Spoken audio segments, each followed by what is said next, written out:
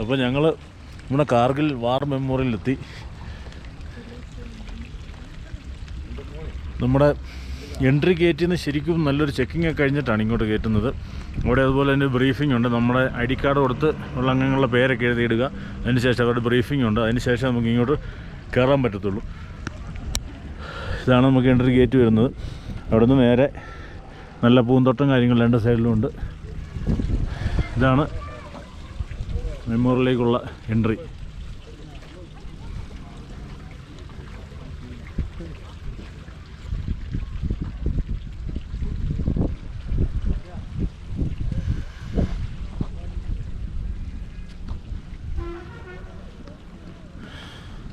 ഇതിൻ്റെ മുകളിൽ കാണുന്ന പർവ്വതങ്ങളാണ് അന്ന് നമ്മുടെ കാർഗിൽ വാറിൽ ഉണ്ടായിരുന്ന മലകൾ.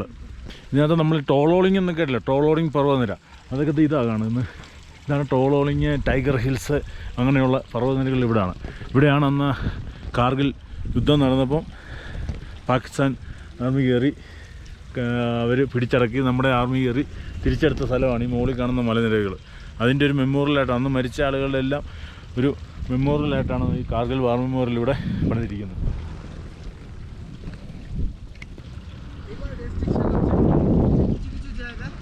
ഇവിടെ നമുക്ക് ഓരോ ഇതുപോലെ തന്നെ ഓരോ ഓഫീസർമാരുടെ പ്രതിമ വെച്ചിട്ടുണ്ട്. ഇത് നമ്മൾ അവിടെ വരുന്ന വഴിക്കൊക്കെ ഉണ്ട്. ഇവിടെ ഇപ്പോൾ കണ്ടിരിക്കുന്ന മേജർ രാജേഷ് സിംഗ് അധികാരി, മഹാവീർ ചക്ര 18 ഗ്രാൻഡേഴ്സിൻ്റെയാണ്. അങ്ങനെ പലരുടെയും ഇതുപോലെ തന്നെ രണ്ട് സൈഡിലായിട്ട് വെച്ചിട്ടുണ്ട് വീരമൃത്യു വരിച്ച ഓഫീസർമാരുടെ.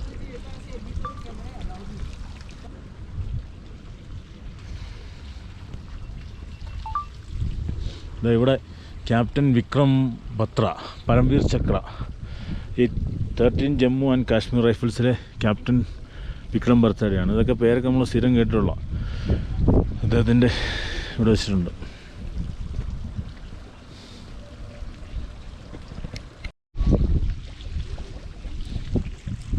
Pack howitzer, lightweight and can easily be disassembled into smaller units and be either transported.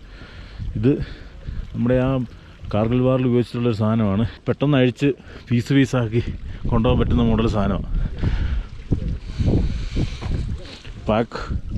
Pack ഹൗട്ട്സർ എന്നാണ് എൻ്റെ പേര്. 74.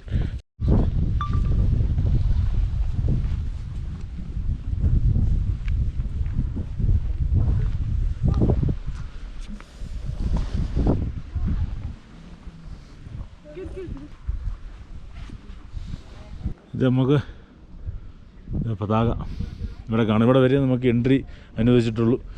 ഇതിനകത്ത് ഇതുപോലെ തന്നെ ഇതിനകത്തൊരു പ്ലേറ്റ് കണ്ട. ആ പ്ലേറ്റിൽ ഈ മരിച്ചിട്ടുള്ള എല്ലാ ആളുകളുടെയും, അന്ന് യുദ്ധത്തിൽ മരിച്ചിട്ടുള്ള ആളുകളുടെ എല്ലാം പേരുകൾ അവിടെ എഴുതി വെച്ചിട്ടുണ്ട്. പക്ഷെ പണ്ടൊക്കെ നമുക്ക് അകത്തേക്ക് എൻട്രി ഉണ്ടായിരുന്നു. ഇപ്പം നമുക്ക് അകത്തേക്ക് എൻട്രി ഇല്ല. ഇവിടെ വരെയുള്ളൂ എൻട്രി. इसके अंदर ट्रायंगल से बोला है उधर है जो सबसे हाईएस्ट दिख रहा है ना, ट्रायंगल के शेप में, वो टाइगर हिल है. वो टाइगर है ടോളോളിങ്. ഓക്കെ. നമുക്കവിടെ ആ അങ്ങൊരു കോണ് പോലെ കാണുന്ന സാധനമുണ്ട്, അതാണ് ടൈഗർ ഹില്ല്. ഇത് ടോളോളിങ്. ഇപ്പോൾ ഇതെല്ലാം നമ്മുടെ കസ്റ്റഡിയിലാണ്. ഈ സാധനമെല്ലാം ഇപ്പോൾ നിൽക്കുന്നത് ഇന്ത്യൻ മിലിറ്ററിയുടെ കയ്യിലാണ്.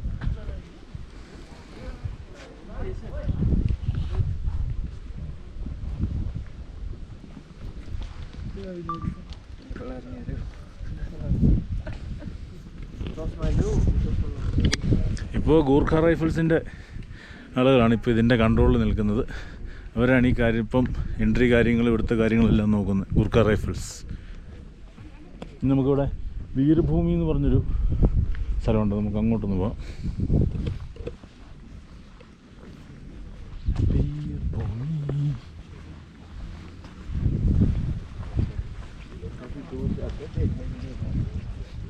അതിനു മുമ്പ് വീരഭൂമി പോകുന്നതിന് മുമ്പ് നമ്മുടെ ബോഫോഴ്സ് ഒന്ന് കണ്ടേക്കാം.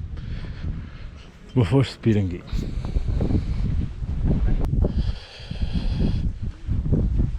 ഇതാണ് നമ്മുടെ സാധനം. ഇവനാണ് അന്ന് നമ്മുടെ കാർഗിൽ വാറിൽ വിജയത്തിന് കാരണമായ ഒരു പ്രധാന പോരാളി. ഇവനാണ് ബോഫോഴ്സ് പീരങ്കി.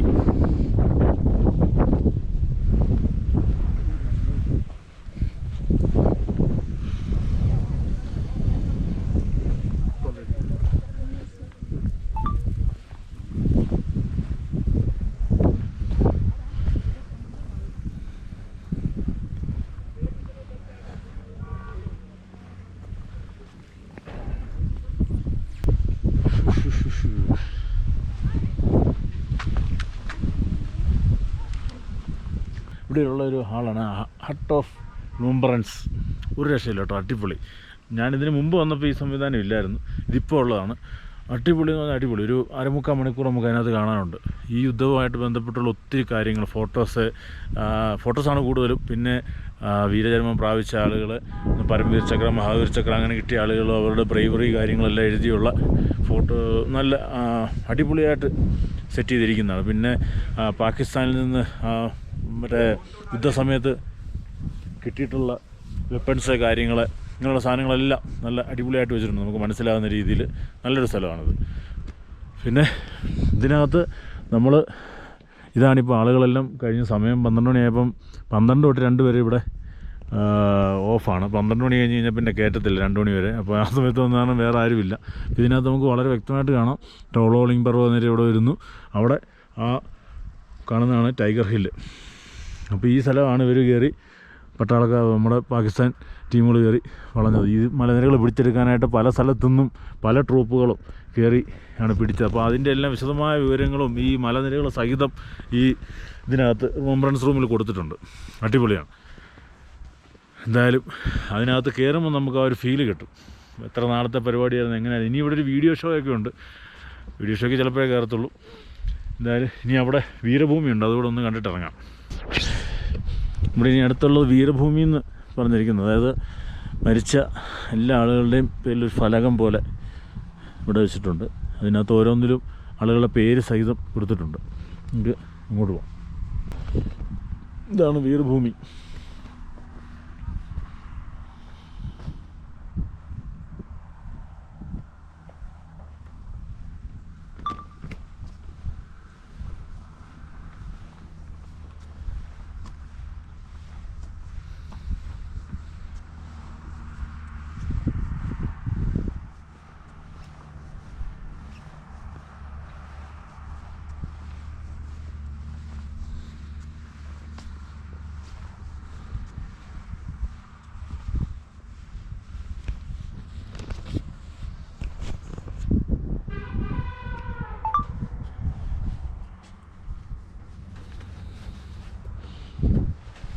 ഇവിടെ പൂവുണ്ട്.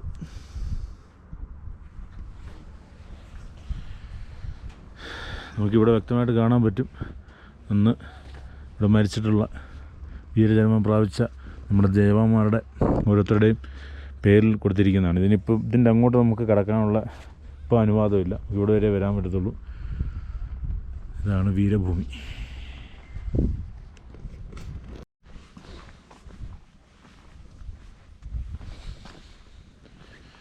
ഇവിടെയുണ്ട് ചെറിയൊരു സൂം പോലുണ്ട്.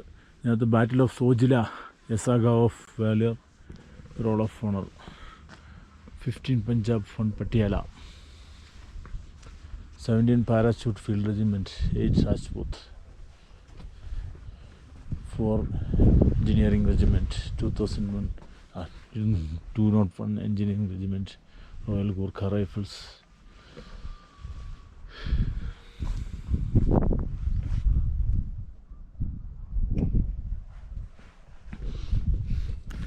നമ്മുടെ ഈ ടോളോളിംഗ് മലയാണ് കാണുന്നത്. അപ്പോൾ അതിൻ്റെ നേരെ താഴെ തന്നെയാണ് ഈ ഒരു വാർ മെമ്മോറിയൽ കൊടുത്തിരിക്കുന്നത്.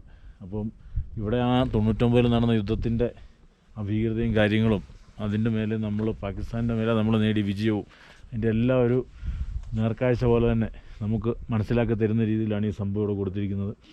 ഇതെല്ലാം ഒരു ഓർമ്മയും കാര്യങ്ങളൊക്കെ ആയിട്ട് എല്ലാ വിസിറ്റേഴ്സിനും വന്നിവിടെ കാണാനും മനസ്സിലാക്കാനുള്ള സൗകര്യങ്ങളെല്ലാം ഉണ്ട്. പിന്നെ കൂടുതൽ വിവരങ്ങൾ നമുക്ക് ലഭ്യമാക്കാനായിട്ട് ഇവിടെ ഇതുപോലെ തന്നെ നമുക്ക് ആ റിമംബറൻസ് റൂമും ഉണ്ട്. ഇനിയും വീഡിയോ ഷോ കാര്യങ്ങളെല്ലാം ഇവിടെയുണ്ട്.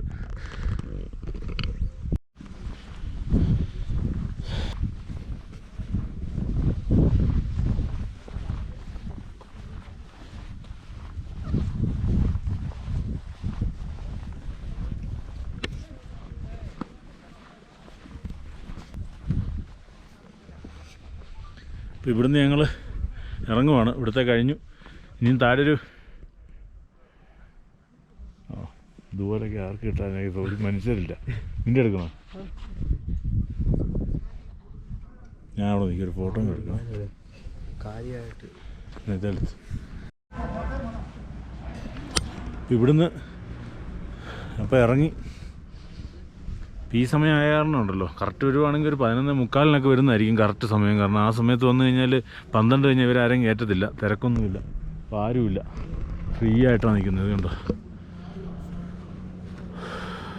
ആളുകൾ ആരും ഇല്ലാത്തൊരു രീതിയിലുള്ള വ്യൂ നമുക്കിവിടെ കിട്ടും. ഇതാണ് ഇവിടുത്തെ സുവനീർ ഷോപ്പ്. നമുക്ക് സാധനങ്ങളൊക്കെ വാങ്ങാൻ പറ്റും. നാട്ടിലേക്ക് പോകുമ്പോൾ ടീഷർട്ട് ഇങ്ങനത്തെ സാധനങ്ങളെല്ലാം ഉണ്ട്. ഇതെന്നാ വാങ്ങുന്നത്? കോട്ടയം ജില്ലയിലെ പുതുന്നി ഗ്രാമത്തിൽ ആണോ? ഓഹോ, അതെ, എഴുതിക്കോ. നമ്മുടെ എല്ലാവരും പേരും എഴുതിക്കോ. സുവനീർ, അതെ, ഗൂർഖയിലെത്തി.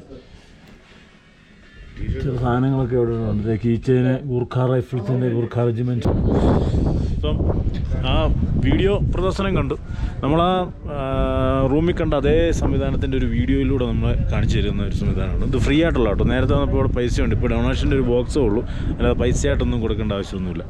ഇത് ഫ്രീ ആണ്. അപ്പോൾ വീഡിയോയും നമ്മൾ ഇവിടെ കണ്ടു. ഇവിടെ ശ്രദ്ധിക്കുമ്പോൾ തന്നെ അറിയാം, ഇതുണ്ട്, ഈ പർവ്വതനിര കണ്ടോ.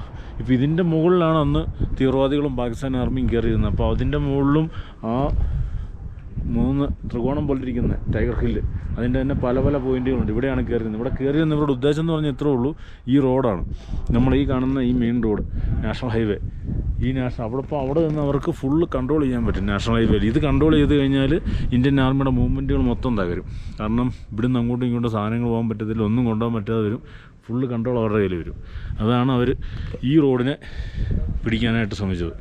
പക്ഷെ അത് നമ്മുടെ ആർമി വളരെ ബുദ്ധിപരമായും കായികപരമായും പല രീതിയിൽ ഇന്ത്യൻ ആർമിയും നേവിയും എയർഫോഴ്സും എല്ലാം കൂടെ ചേർന്ന് ഒരുമിച്ച് തകർക്കുകയാണ് ഉണ്ടായത്.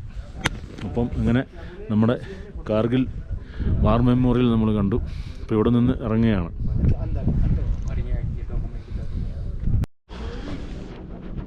ഇതാണ് നമ്മുടെ ഹൈവേ വരുന്നത്. ഈ ഹൈവേയിൽ നിന്നാണ് നമുക്ക് ഇങ്ങോട്ട് ഗേറ്റ് ഉള്ളത്. ദ്രാസിൽ തന്നെയാണ്. ദ്രാസിൽ നിന്ന് 5-6 കിലോമീറ്റർ ദൂരമേ ഉള്ളൂ നമുക്ക് ഇങ്ങോട്ട് വരാനായിട്ട്. അപ്പോൾ നമ്മൾ ഇവിടെ നിന്ന് ഇറങ്ങുവാണ്. ഇവിടെ നിന്ന് ഇനി അടുത്ത ലൊക്കേഷൻ പിടിച്ച് പോവാം. ആ ചായ അടിച്ചു.